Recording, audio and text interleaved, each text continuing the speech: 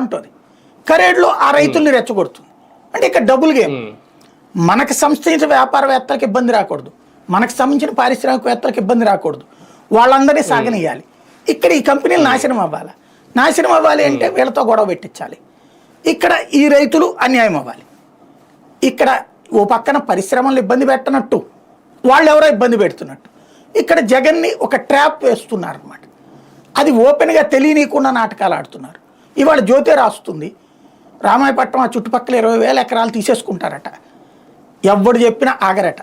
3 గ్రామాలు ఖాళీ చేయిస్తారట. ఎవరండి వీళ్ళు గ్రామాలు ఖాళీ చేయించడం నాకు అర్థం కాలేదు. సాధారణంగా దాన్ని ఏమంటారంటే, మన సాగునీటి ప్రాజెక్టులు కట్టేటప్పుడు గ్రామాలు ఖాళీ చేయించడం తప్పదు. లైక్ ఇప్పుడు పోలవరం ప్రాంతంలో ఎందుకని, నీళ్లు అక్కడే నిల్వ ఉంటాయి కాబట్టి, ఇంకో చోట అవకాశం లేదు.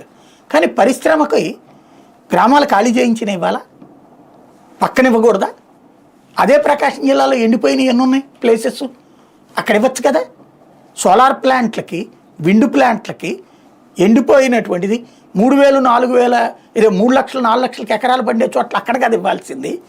అలా కాకుండా ఉలవపాడు మామిడి అంటే పేరు, కరేడు దగ్గర అంటే అదంతా ఉలవపాడు మామిడి వచ్చేటటువంటి ఏరియా.